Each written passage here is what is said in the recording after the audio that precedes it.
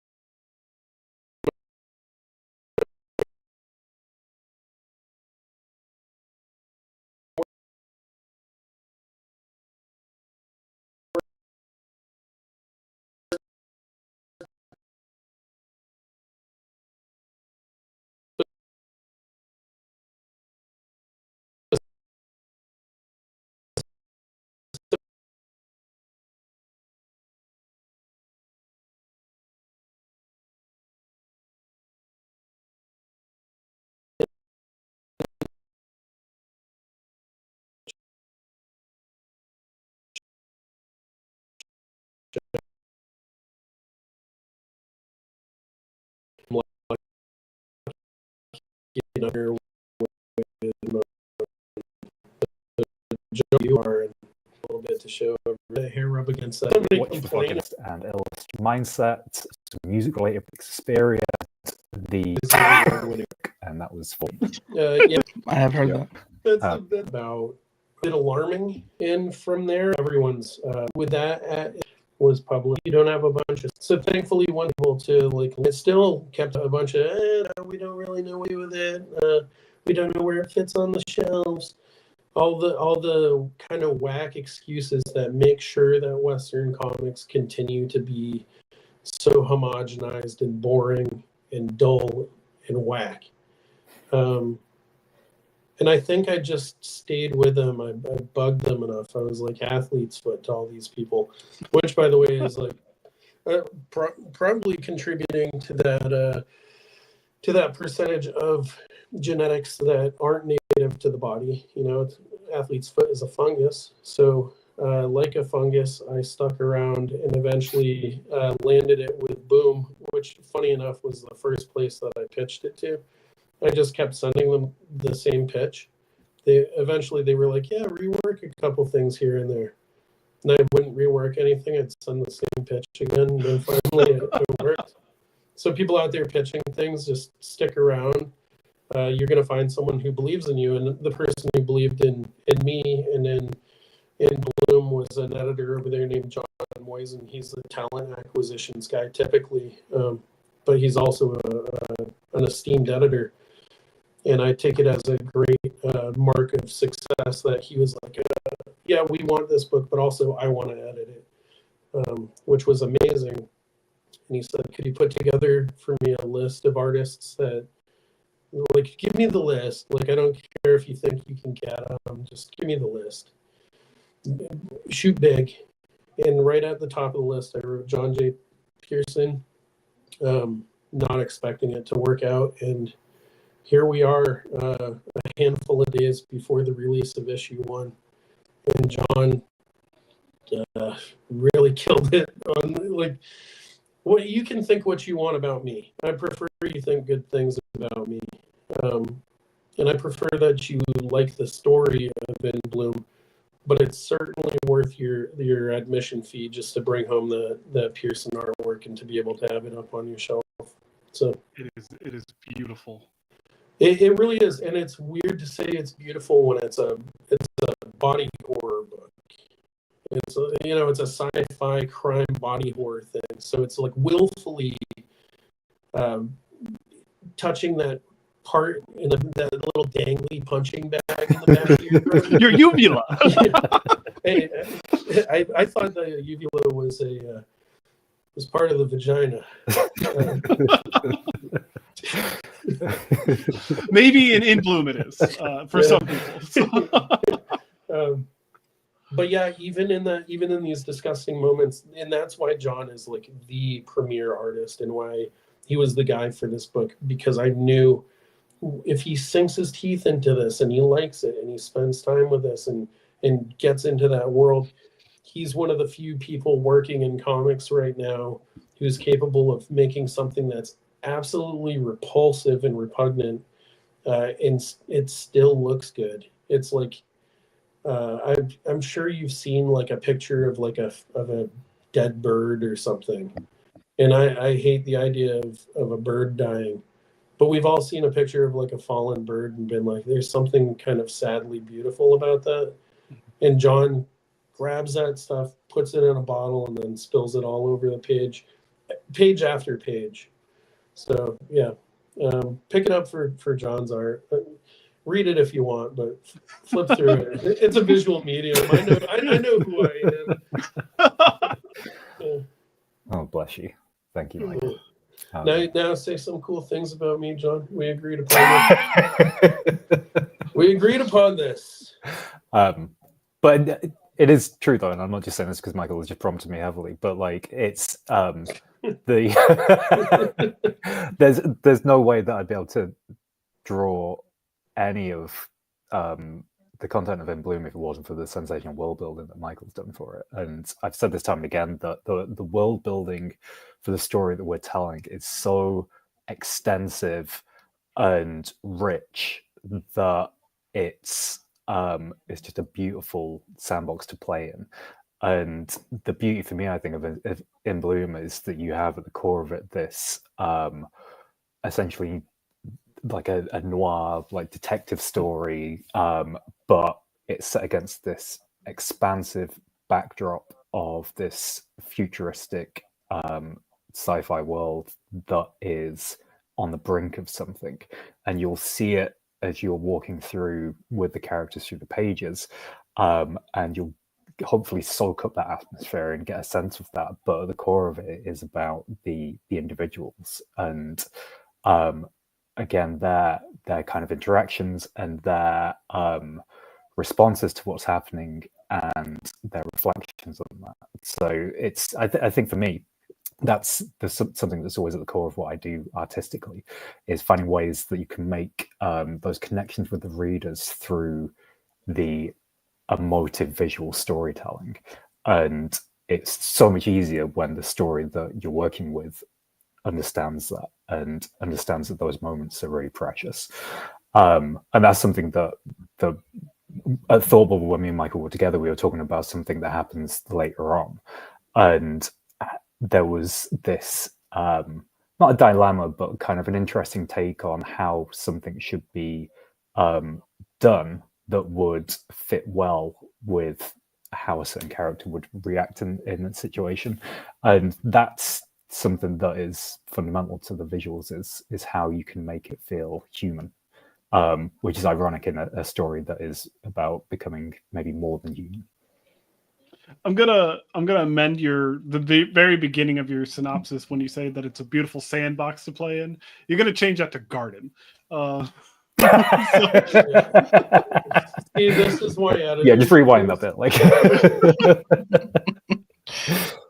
yeah, that's good. Wow, we got to bring you on, Jeremiah. We got to bring you on. We got to put you in the writers' room. It's gonna be you and me in this sex dungeon together. Sex garden. Don't tempt me. Do not tempt me. You can have him though, for real. Like, you can just take him. You heard it here first. God. Is this how you're finally firing me? We tried. It just came back. I don't know how. So John, you kind of went into this, but like let's more so like the characters. Not even the characters themselves, but like the design of the blooming. I want to double on this real quick, because not everyone blooms the same way. Mm-hmm. And it's different, like from the different examples that we see within the first issue, that even the diversity of the blooming is really unique to this story. Yeah. And I'm curious where you came up with those ideas. Specifically, like the one woman who's walking with the roots. That's a minor spoiler, but like she's got the roots underneath her while she's walking. So I mean, a lot of that is from Michael in the script. Michael will put in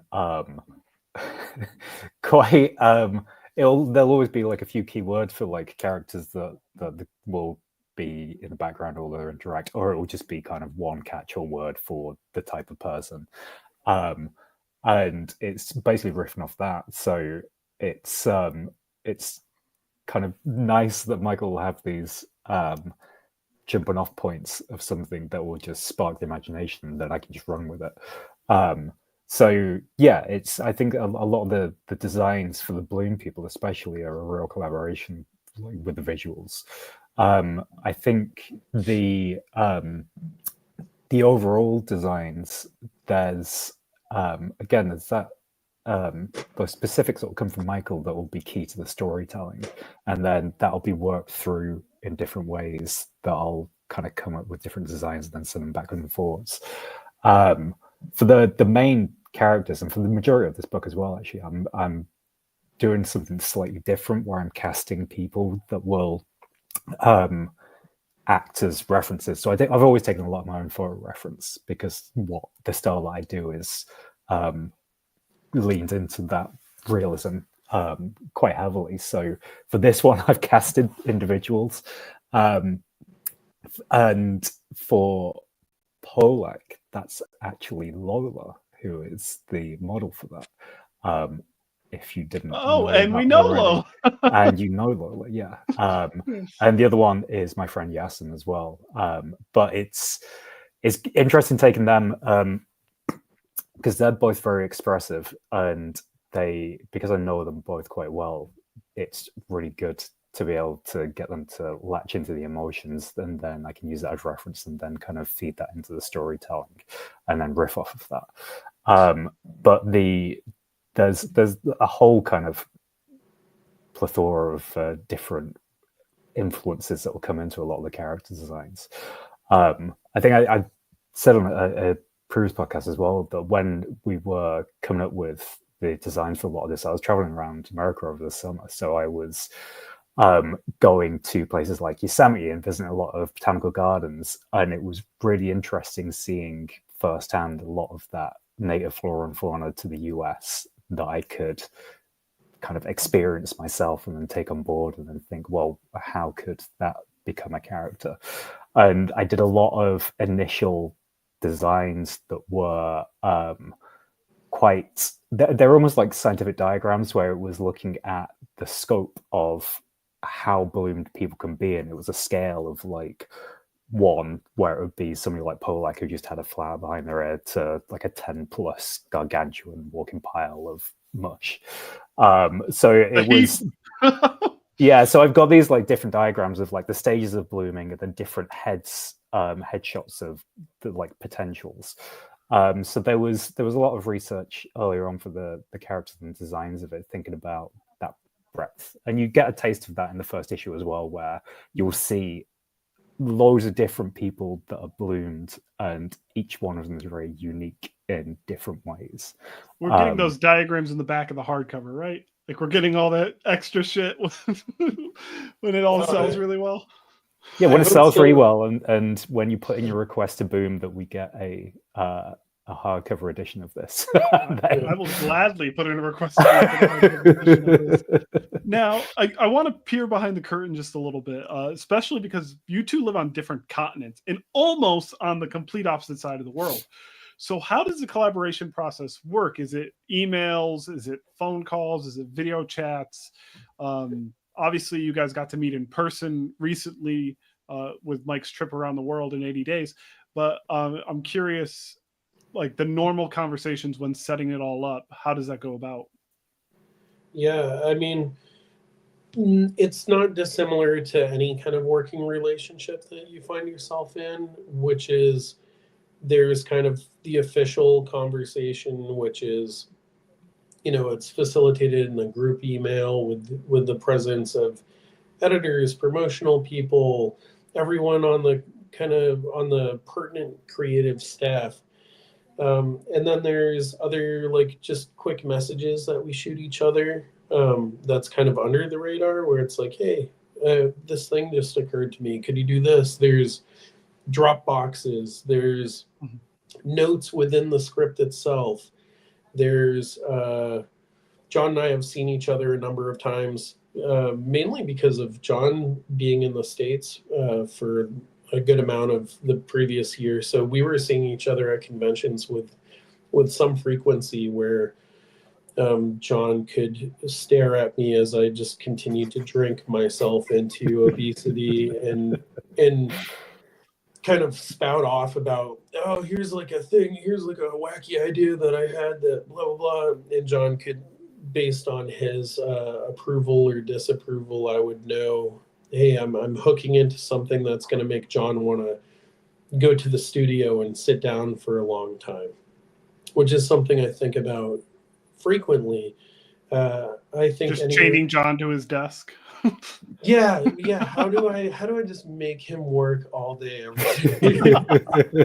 No, I think about how can I improve that part of his day? How can I make sure that the stuff that I'm incorporating in the script are things where he's going to be excited by it? And that kind of goes into the scripting as well. I often find myself thinking, how descriptive is going to feed John's imagination and how much of it is going to paint him into a corner where he's like, oh, this panel needs to look exactly, or this page needs to be designed exactly like this. So I'm constantly thinking about John throughout the process of this. When he's not thinking about me, I'm thinking about him. Story of my life. He never thinks of me, you know. But kidding aside, I really do. With every moment that I'm working on the script, I'm thinking about what I love most about John's work and what I think he might love doing, and how I can make that work in the context of the story and build the characters using John's strengths, because this really is at its core, it's a story about a small group of individuals and how they're responding to this very big sweeping change, which I find the big sweeping thing to be compelling and fun, because it means, oh, we could tell stories in this world till the end of time.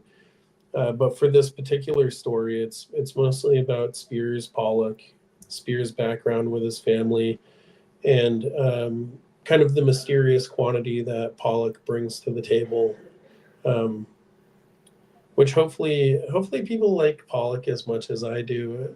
Pollock is like quietly my favorite character, and I especially love Pollock because I just met Lola myself.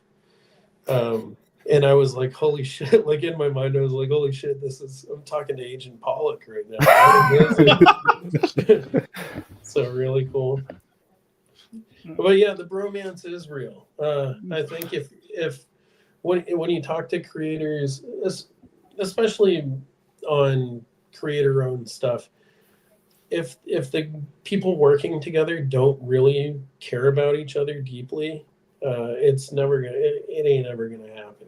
Yeah. Because we're in a blood pact together. You know, we're gonna see this thing through to the end. Even when issue 1 comes out and people are like,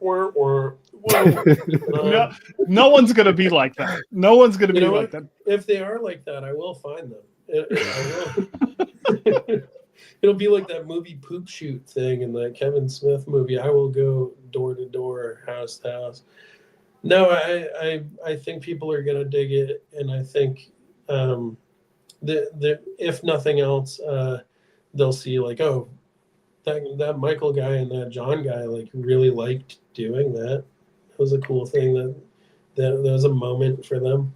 So even with the first issue, sorry, I didn't mean to cut you off, but even with the first issue, you feel the connection with the art and the story. It melds so well. It really was like it was a dream having John come on. It changed everything. Like I pictured somebody who would be serviceable in the role of art, and instead I got the person who elevates every element of it and makes me work a lot harder. I think like because I got through the most recent script yesterday, I think it was, but I think even reading through that, it was evident from the start that Michael really feeds into the artists that he works with, and I knew this anyway before I worked with him, knowing like his work with Noah, for example. But I think reading the script, the most recent one I got through, you can see the development that as you've kind of figured out, like, oh, John works in this way to this stuff. It's like you can see like where you've slowly like and subtly refined things that that I'm just gonna kind of run with. I don't think it's too much of a spoiler, but there's a character that is just described as Worm Guy, I think, in the most recent one. And I was like, perfect. Yeah. Like I know exactly what I'm gonna do for that. So thank you. That was yeah. So we can all that made my day reading it's for through the you, script. Damien. It's for you. We can swoon over John all night. I think we all have that ability. Yeah, enough of that. John's also, but John's a twat. Let's talk about the other artists that you have with this. You've got a lot of variant covers coming out for issue 1, and then there's a B cover coming out for issue 2. So Kyle's going to be bringing them up momentarily. So let's see how. Okay, it didn't block everyone's face. That was pretty good. That works out like great. Not bad. High bind. So this is cover A. Yep. So I was the model for that. He had me shave everything. I was like, do I really have to shave my butt for this? Yeah. And he's like, oh, yes, you do. Not even in the painting, but no, shave that thing. There's also a Virgin, which I'm assuming a joke will come out of. Oh, that is it foil? Is it going to be foil or? I don't know. It looks slightly foil. I didn't see it solicited as foil. Okay. But I see what you're saying. Mm-hmm. Then we have the B. Oh, that's beautiful. Allison Sampson. Yep. Okay. Amazing artist. Yeah. She's another UK-based artist who has been on my radar for a very long time, and I just think she's amazing. Her art is lovely, and yeah, read it and weep. Look at that cover. It's so cool. And then the cover D. Yeah, Jay Lee? Yeah, you know Jay Lee. You know how he draws really beautiful people. Here's some not beautiful. I like that it's not just a side profile like the most of his covers have been lately. Yeah. Not saying that Jay's lazy. I'm just saying Jay has a specific style that he goes for. Yeah, when this thing came through, I've been a Jay Lee freak for a long time. I was reading, what was his weirdo image book way back in the day? Oh God, Hellshock? Yeah.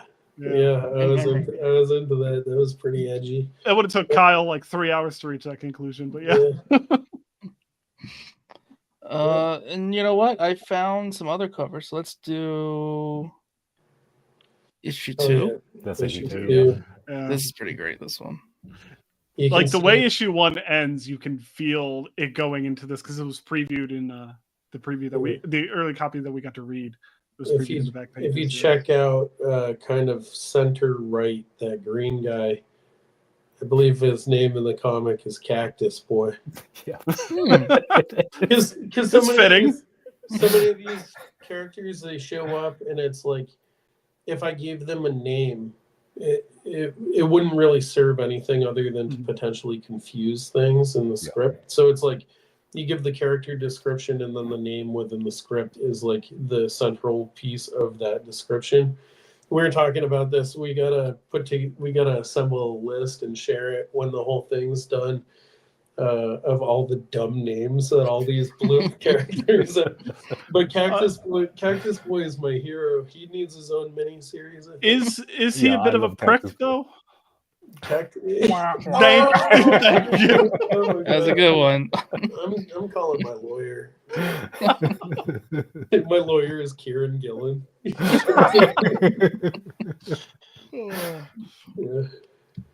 Ooh, I don't know.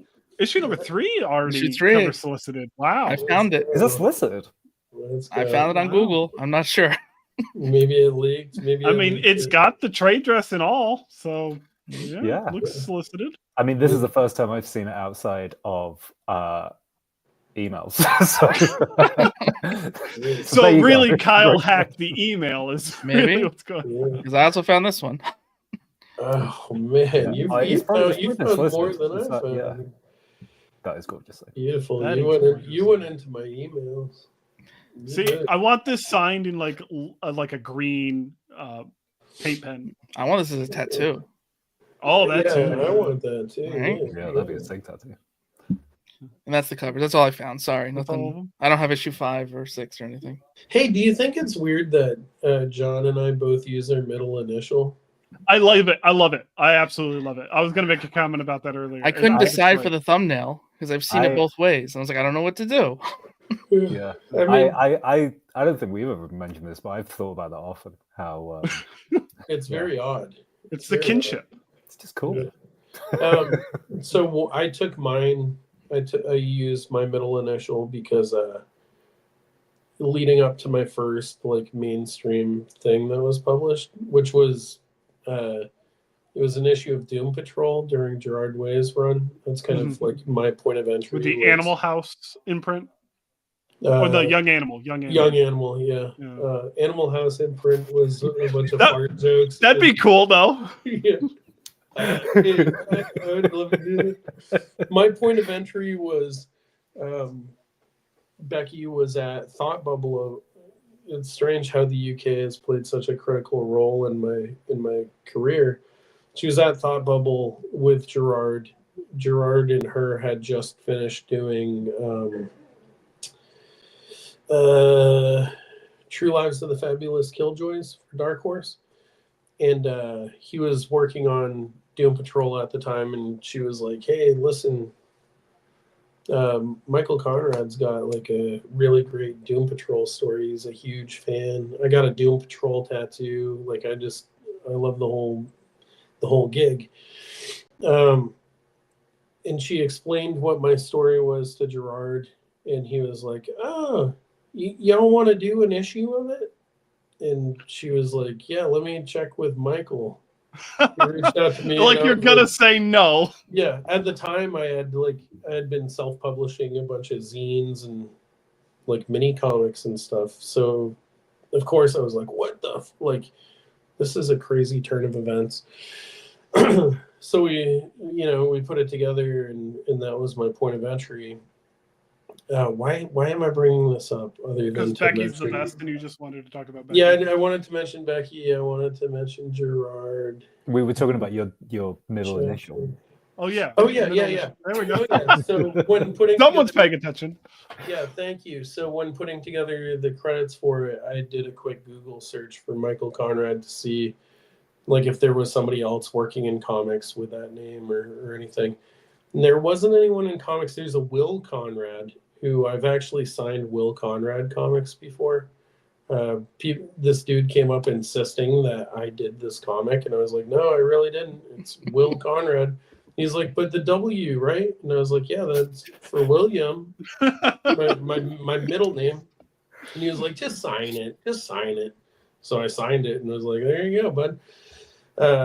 But there's an actor, he was on Hill Street Blues, named Michael Conrad. So for search engine optimization, I included the W. And when I did it, my buddy Jamie S. Rich, famed editor, was like, dude, you really going to do that, huh? You're going to use your middle initial? And I was like, yeah. It was good enough for you. And he was like, well, now you're stuck, man. You got to use it on everything. Because Jamie's written stuff as well, and when he hasn't included the S in Jamie S. Rich, people have been like, they haven't understood that's the same right person. Yeah, two different people. So now I get like a little touchy when people omit the W, but I'm trying to get over that because it was just Jamie. Like, who cares what Jamie's got to say? So it's William. John, what's your middle name? Because we might have the same middle name. It's Jesus. It is Jesus. No, it's close. It's Joseph. Oh, my middle name is Jay, just Jay. Oh, really? Mine is also William. So. I feel like that could be confusing if people are like, what's your middle? What does J stand for? It'll be like J. Like, yeah, what exactly. does it stand for? When anyone asks like my middle name and they don't know me, it's like, it's in my first name. Like, figure it out. It's in my first name. Kyle, what did you say your middle name is? It is William. Oh, hell yeah, brother. Yeah. I was named for my first. Oh, wait a minute. Wait a freaking minute. Hold on. So it's J K W M W. Like, it's where we're lined it up. Yeah, we're okay. Sorry, we got this side. You guys got that side. Yeah. We're before you anyways. So, what are the two of you most excited about for readers to experience with In Bloom? Is it the body horror aspect of it? Is it the crime noir aspect of it? I already said it. I think the art is just gonna like floor people. I think John's doing stuff that rarely gets done in comics. It's Like everything is super extra. I'll look at the art and be like, why did you work so hard on this? Like you're going so hard on every element of it. I mean, in all honesty, I will be crunching on a deadline and get to the end and I'll be like, what the fuck? Why did I do that? It's true, because like once you set the bar at a certain level, you can't be like, well, and we're gonna phone it in on these other things. It's like, no, just an issue of everyone being upcycled. Like that's all. Yeah. Yeah, I think, but beyond the art, in terms of the story, I hope that people kind of get lost in the big idea of it all. One of the things, I never really read The Walking Dead, but I'm like aware, I'm aware enough of it and I've seen a couple seasons of the show. And I always just love thinking like, oh, we're just looking at like this one thumbnail of this great issue that's happening in this world. So I think that's like, for me, that's really compelling storytelling when you're there for the characters and you're there for learning about them and how they're interacting with this thing. But I also like leaving so much room for the reader to be like, oh, this is happening in the city. What's happening in the little town next to it? What's happening in a different area of the country or a different area of the world? What's the bigger picture look like? And that's such like a weird pitch to be like, hey, I want you to think about the things that we aren't showing you. I think that is like, that's one of the things that I'm most excited about is, and like we said before, is the extensive world building of it and it's the richness of it. And I'm excited for people to read that first issue and hopefully experience some of that. But also it's about the individuals as well. So on the one hand, you've got like the experience of this weird world that we're making, but also how we can hopefully make a connection with people through the characters that are inhabiting this world. So I think they're the two things. So I think on the one hand, it's like, oh wow, this place is cool. Like, yeah, what is happening? And I know from what Michael said before as well, that the story has gone through different iterations of how it was going to look and where it was going to be set. So I think right from the start, the world building has been there and it's rich, and you have this core idea of these big ideas, but it can be translated to different settings. And I think that's something that's really exciting and should be shouted about. Is it doesn't just have to be this story in this place. There can be other stories about what is happening in this world in other places. Kind of my first version of this was set in the suburbs, and it didn't really feature any violence or big action pieces. It was mostly about like, it was kind of based on like when you buy a house, sometimes you're part of like a housing authority or something. Oh, HOA, yeah. In America, we have those. I don't know if they have them in the UK. An HOA is basically like it's a community. It's not a legal entity. It's just the community has decided like, we aren't going to allow this type of tree. Everyone's house has got to be like one of these colors. Yep. Trash has to be on the right side of the driveway. Only packages on your porch and or whatever. So maybe, I don't know, maybe In Bloom 2 will be kind of more aligned with this when comic companies realize like, oh, all kinds of stories can happen in comics. It doesn't have to be a punch 'em, shoot 'em up thing. It can be about a community kind of encouraging somebody to upcycle themselves. I like the idea of like a country family trying to deal with one of their family members blooming. Yeah. And I mean, there's so many analogs for that in the real world, right? Like with where I grew up, if you were queer, if you were a punk, if you were anything other than like this kind of small town yokel, I remember my brother dyed his hair, and this was like in the early 90s. He dyed his hair, and like everyone in my town was talking about it. Everyone was so freaked out by it. And now everyone has like whatever color hair they want. But I remember that was like a big deal. My mom was like, never get any tattoos. May she rest in peace. I got all these crazy tattoos. Yeah. Right. So fun question. And Jeremiah, I think you can answer this too. I'll allow it. So I have a little bit of an answer. If you were to bloom and you somehow not could control, but just a preference, if it was going to happen, what preference of a bloom would you like? I would like something that was flattering, maybe some long petals to cover certain curves, some flowers to hide a receding hairline, just something.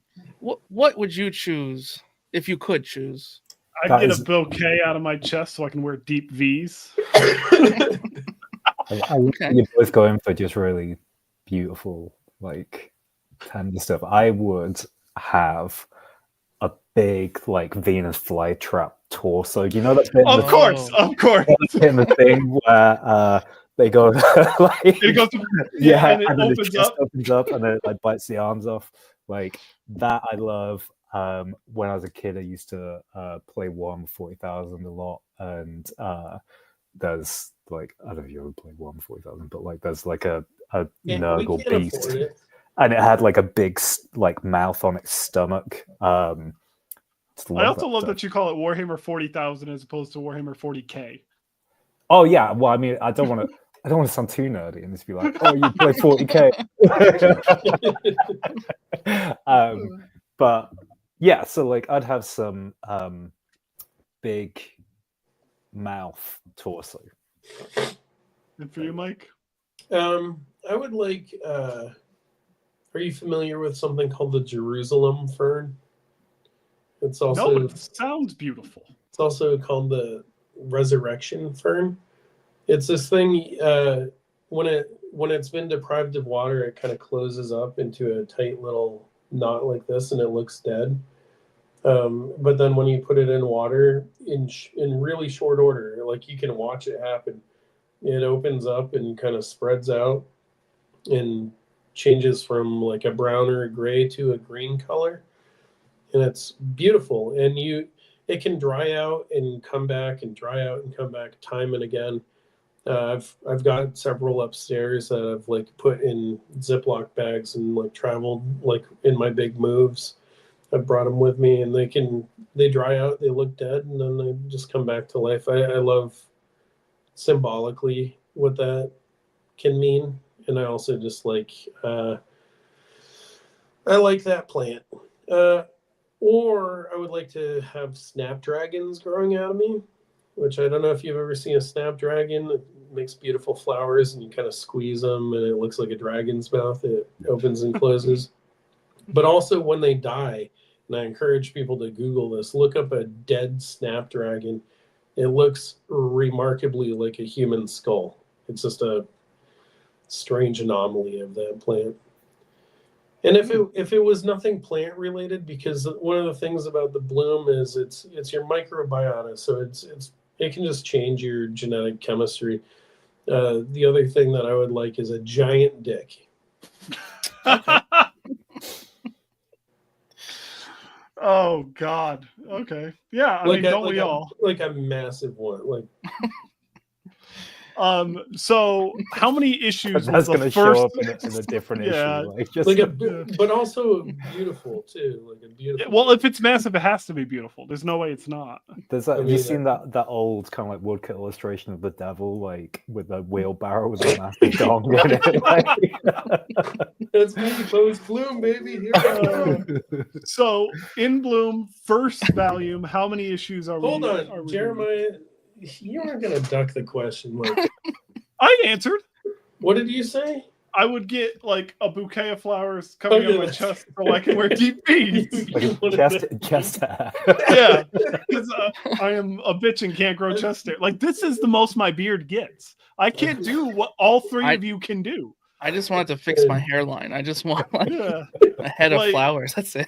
Like, I might be 6'4", but this is my facial hair. Kyle might be like 5'3", but he's got beautiful facial hair. 5'4", Oh wait, I should have said something with that. Can I get some kind of like extension? Everybody loves a short king. Come on. Yeah, he's the best short king. There's a That's beautiful right. photo about our wedding, my wedding, not our wedding. It could be our wedding, where I just look like an absolute giant. Congratulations on your nuptials. Yeah, I mean, we've been together for 12 years. You make a smart-looking couple.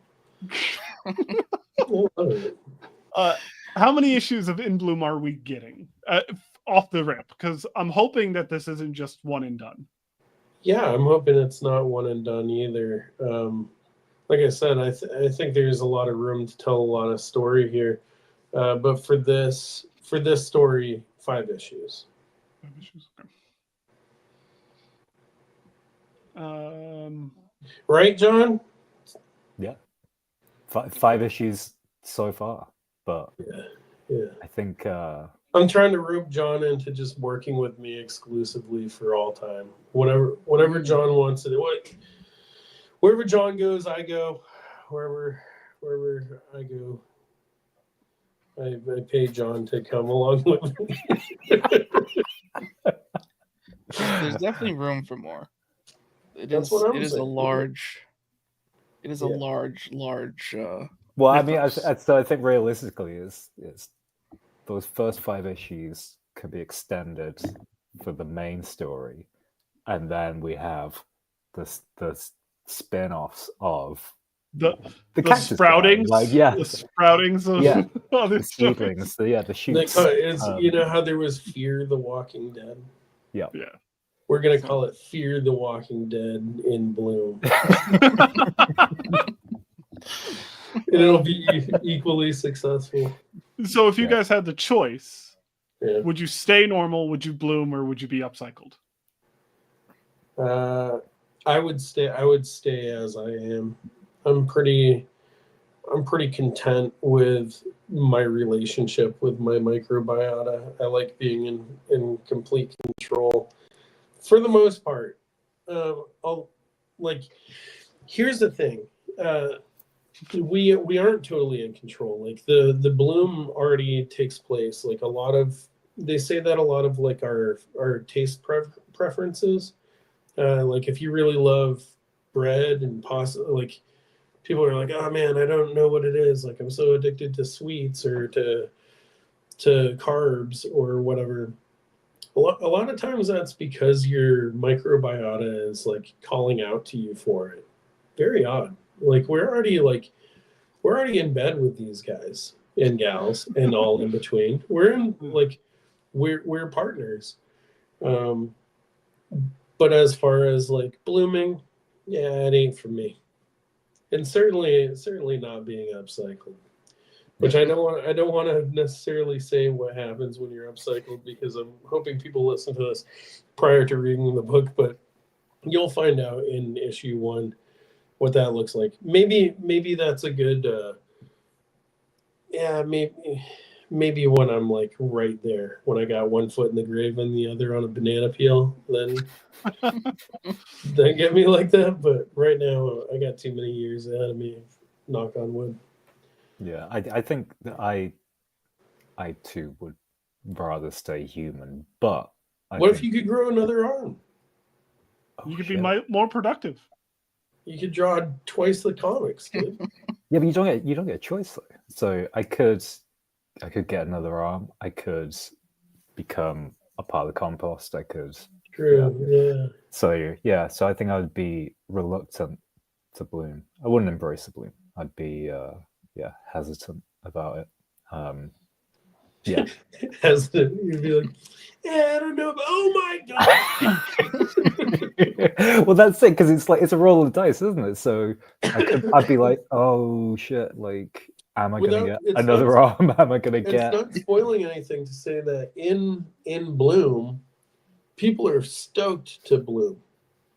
Yeah, so happy. They're excited. Yeah, and it's also culturally become like, oh, you're kind of a butthead if you haven't done it yet. Like you gotta go ahead and bloom. Like people are really into it. So I don't know. I'm a people pleaser. I'm a middle child, so maybe I do want to bloom. That's I think like Will it sell comics? I don't know. I think I always like the I want to idea. bloom and turn into Tom King. That's what. Oh no! Oh I want to god! bloom into Rom V. Oh god! You picked the wrong creator with Kyle at the helm. Kyle, you're a Tom King guy? I booted people for mentioning his name, but it's the first time we met. We'll let it slide. Kick him out. What if John vouched for you. What if I was like old TK, but I was like super chill, like I am? Like if I was like, you know how I'm super chill and probably one of the coolest people you've ever had on the show.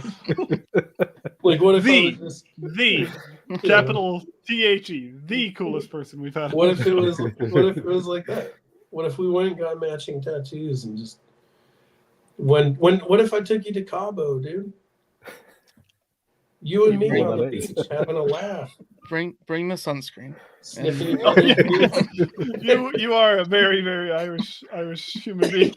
You'd be cooking. You know? Jeremiah, did you want to answer quick before we go to the next one? Because I would bloom in a second. I would bloom in an absolute second. Really? Oh, without hesitation. I have really bad lungs, so I'm assuming that would help.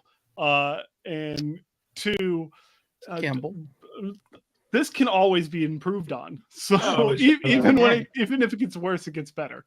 So what if everything apart from your face bloomed? What if it was just you became a tree, but it was just your face? I practically already am, but yeah, that'd be cool too, though, because then I could be like that guy from Fallout in the Garden of Eden. What the fuck is his name? I'm gonna be so mad that I forgot. Lord of the Rings reference? No, Fallout. Yeah. Fallout 3. He was also in Fallout 1 and 2, but he becomes a big part of 3. You have to kill him or leave him be. I would upcycle, but okay.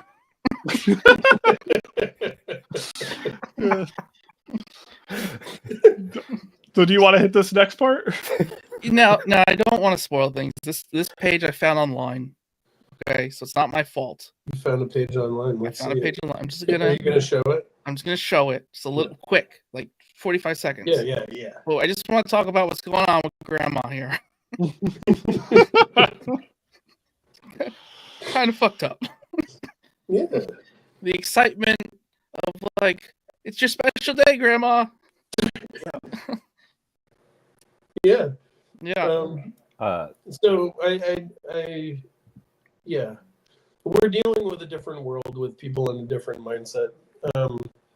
People are going to read the book. They're going to find out what the upcycler is all about. But people are really stoked for it. And it's a place you bring. It's a place you bring people that are having trouble blooming. And they who you love. Yeah, who you love. They end up serving the greater good.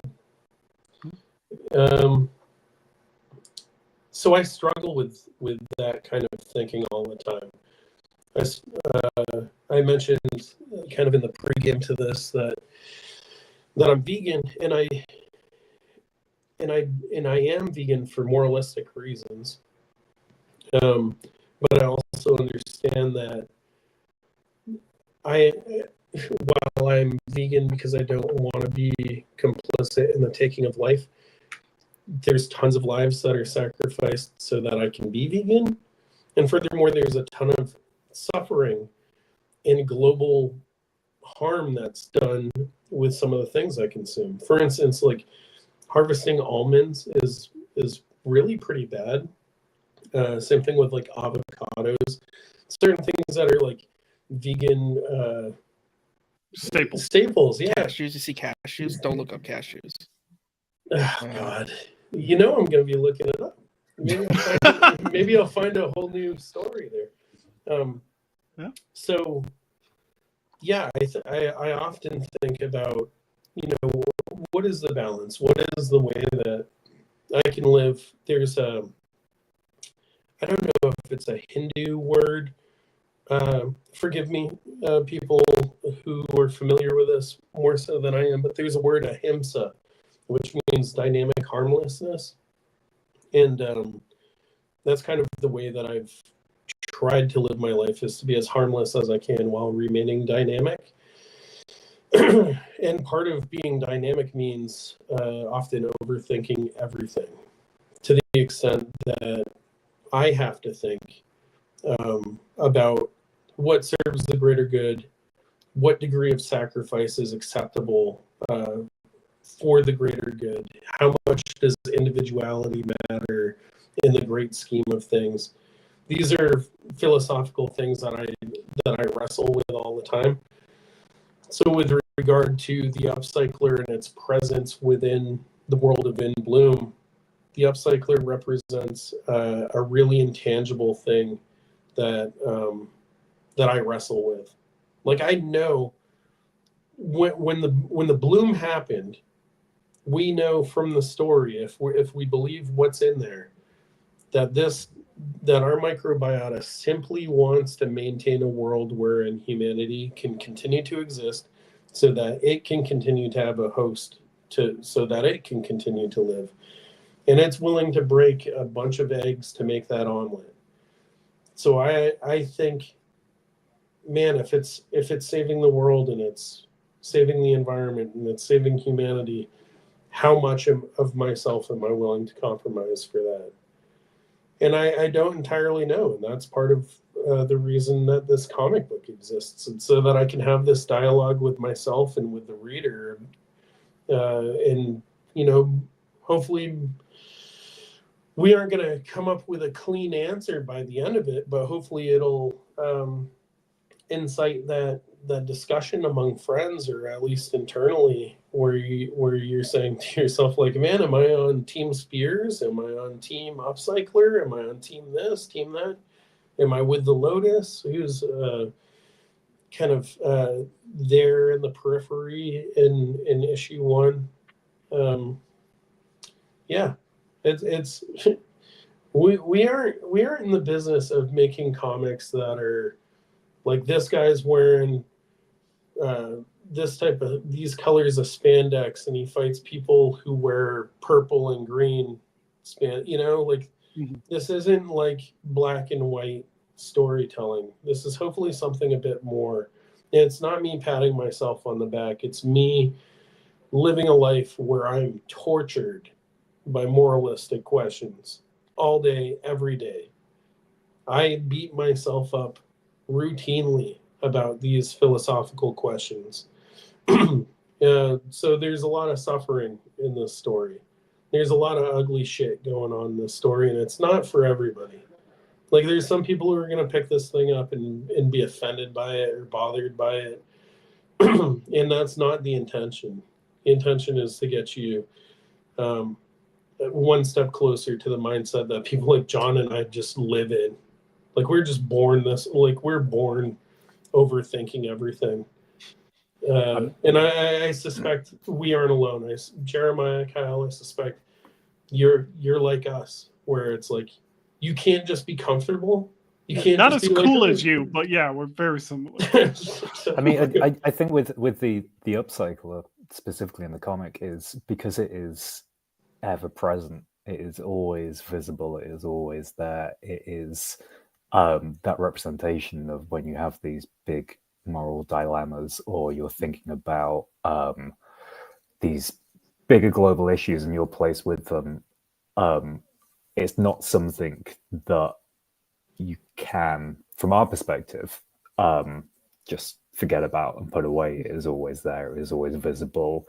You can always see the smoke from it.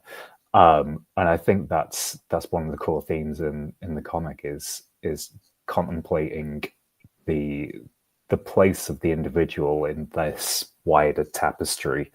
Like, do you get caught up in the individual threads of the tapestry, or do you look at the bigger picture, and what is our individual role in that, or what are the main characters' individual roles in that? There's a reason they would make church spires so tall. Why the ramparts of military industrial complex reach toward the sky. Why nuclear power plants have these giant facilities. Part of it is psychological. It's look at this important thing. I love the idea of people hating the upcycler, but not being able to not see it, or people, that's my goal. I'm going to make it there. Yeah. And it can play both the hero and the villain in a way. Yeah. It's a destination for everybody one way or another. So I think it's that kind of ever-present object that holds a lot of weight to everybody. Kyle, did you say you're from New Jersey, or was that you, Jeremiah? No, yeah, I'm from Jersey. Here with the pollution and smog and overpopulation. 3 Mile Island. you got the tallest water tower, which looks an awful lot like the upcycling, doesn't it? It does. Yep. That's where I'm gonna head right when we're done here. I'm gonna go see if they'll take me. I've got the longest mini golf hole in the world. I think it's a minigun, man. Like, yeah, I wish. How big is the hole? So it's the length of it is the hole. It's not the length. It's the way you do it. You know? Yeah. We are winding down. So I do get to have my little EXO interlude. Oh right, I forgot. I said you could do this. And John, I love you. I don't want to exclude you, but I got a bone to pick with Mike. Not a bone. I love this. This is great. Invictus is going really, really well. I'm enjoying that as well. They better collect it in a hardcover. I'm going to be upset because I've got a thing going. It looks like you enjoy Valiant. So my one weird question is, you jumped on at a very, very interesting point in Valiant, where the company was going through a massive change, going towards Alien books, and this was really Alien's first real swing at it. And you and Becky had a really good fun run with this with Liam. How do you feel being able to take their tentpole character and play in that sandbox and what you guys have done with it as a Valiant fan, as someone who is kind of struggling to keep carrying this flag because of the way that things are going?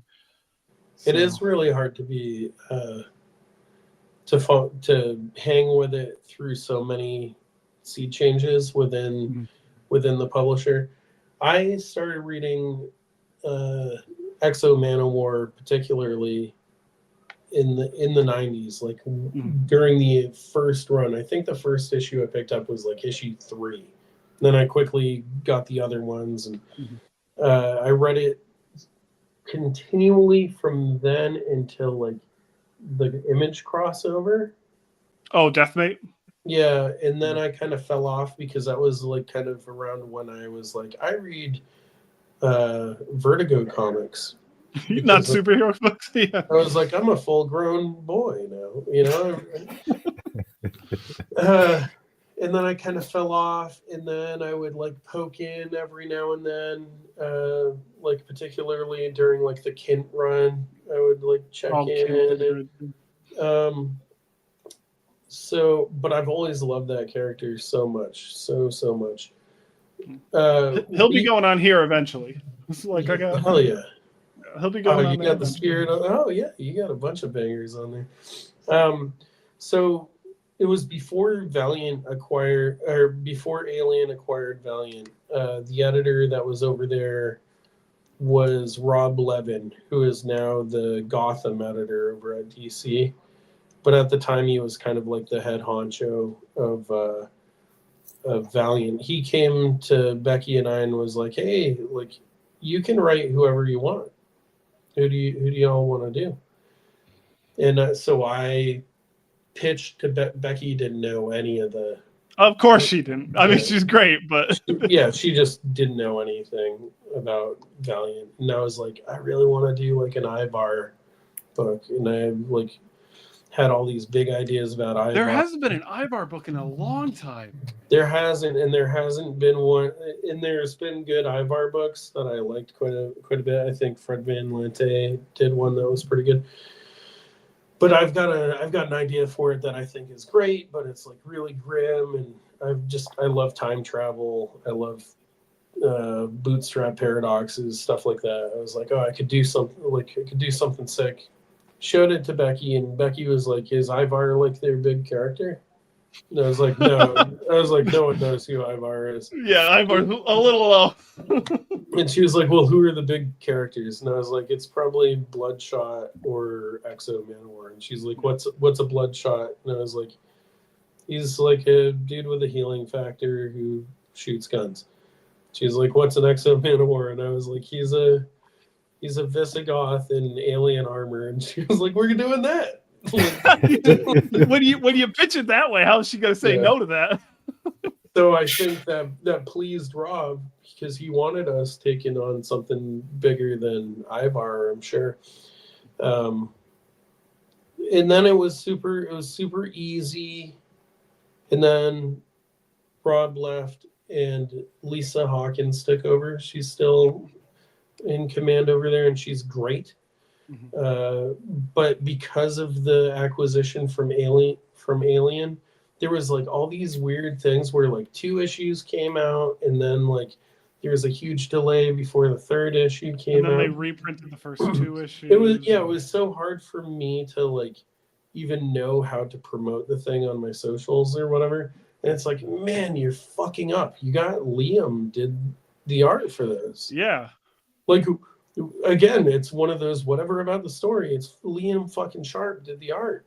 Like, dude is out of control. Like, just make sure the book comes out on time and that you're gassing it up to the best of your ability, and it's a win. But the publishing cycle was like kind of funky with it. Hopefully, people like check it out and trade and appreciate what we did with it. Invictus was a. I don't want to speak poorly about a publisher, but it was a fucking shit show to try and do. It started out being like X amount of issues and kept changing like midstream. So we're consistently like protracting and extracting, like trying to make it fit the format that they wanted it in. Everything was kind of like under the gun. This is no fault of anyone really. It's just the comics are messy. Nature of the sometimes. beast, yeah. Ultimately, I think what we ended up with was pretty good, but that kind of led to why Becky and I are not currently doing anything with Valiant right now. When we left, Becky's gonna go do her Becky thing, but I was like, hey, I fucking love Valiant. I'll do whatever you want me to do. I was curious if you were going to be a part of Valiant Beyond at all. So yeah, I mean, if my phone rings, I'll pick it up. You know what I'm saying? Okay.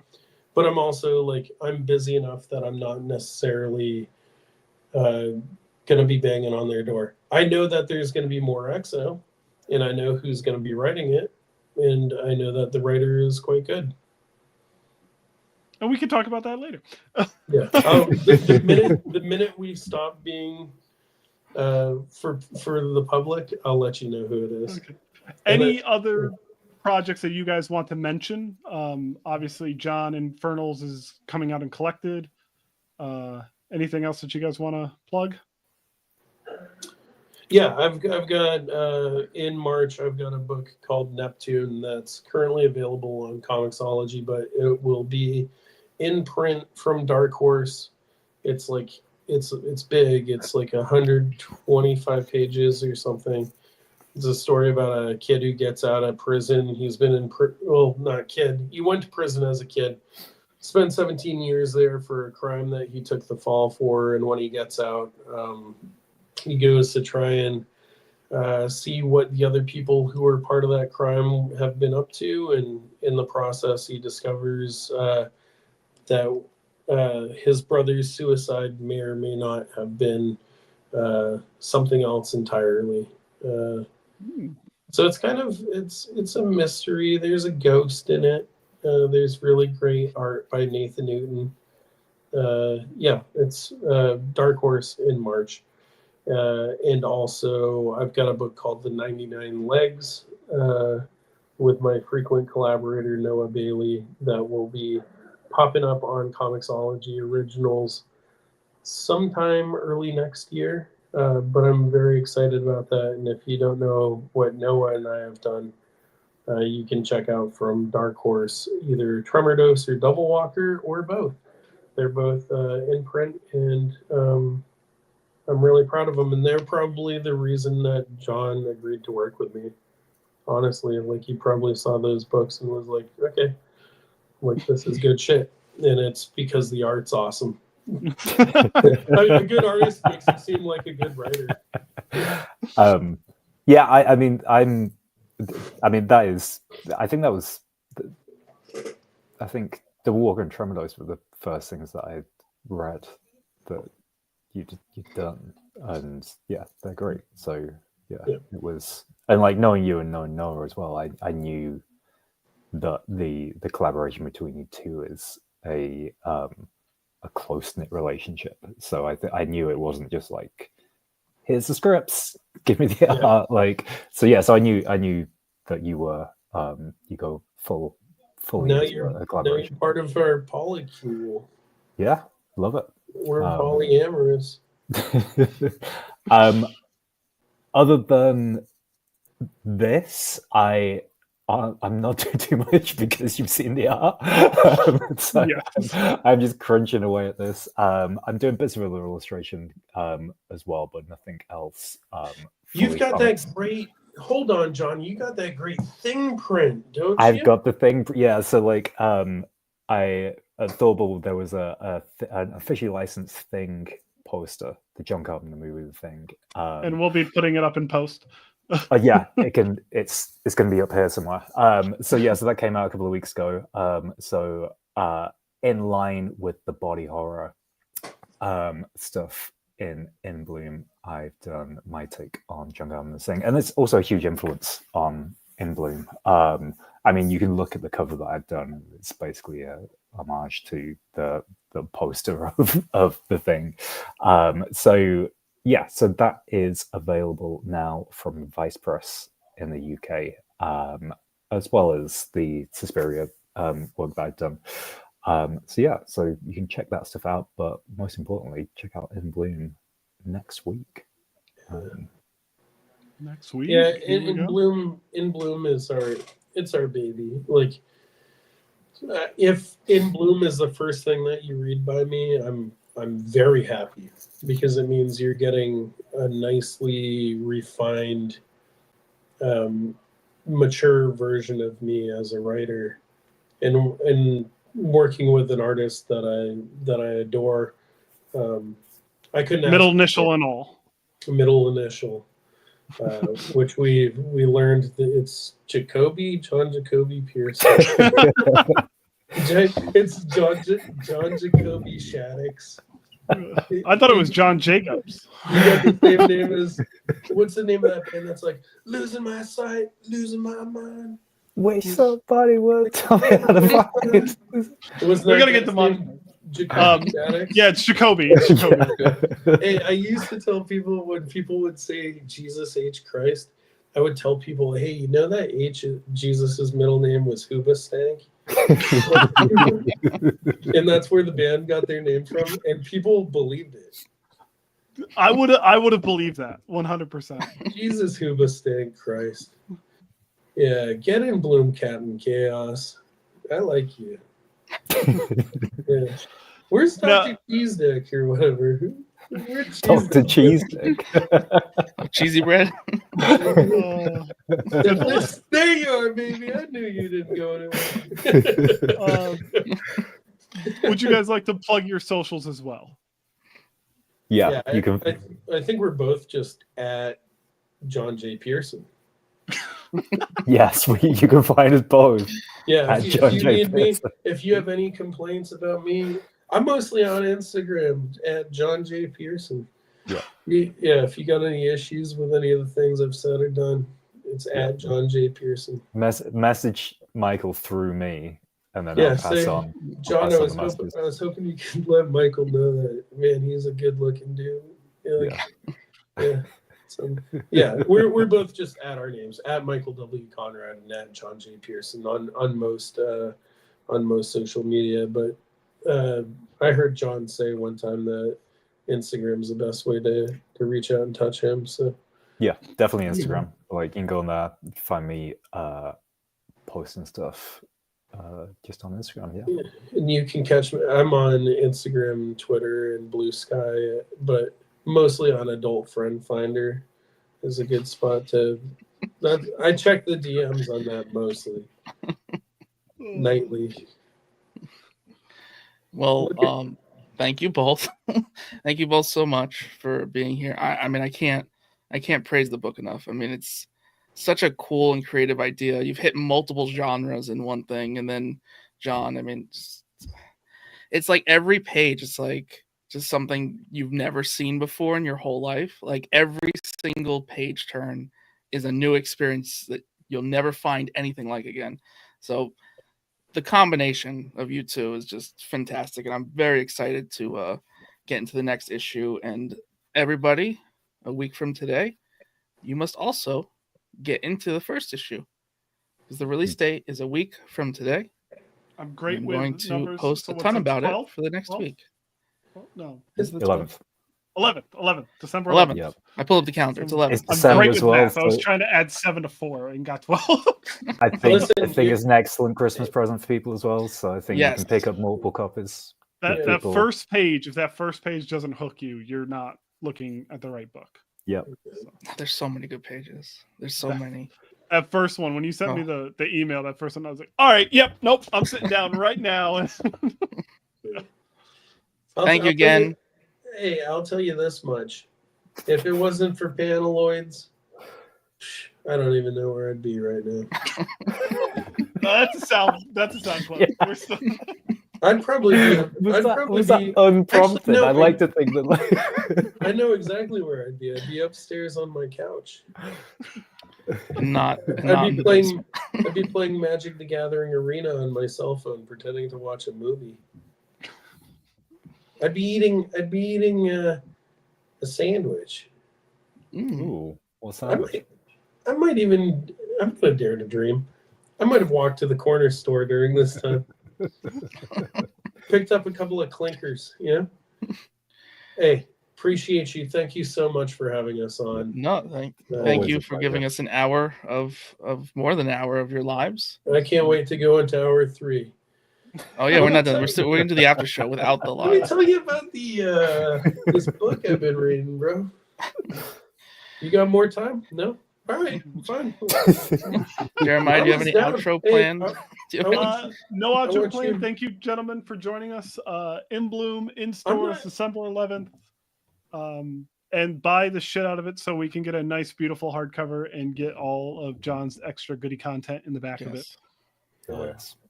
'Cause I Let us want know that. when we can circle back, talk to you more about it. Of course. We appreciate you guys, and we'll talk soon. Yeah. Hugs so and much. kisses, everybody.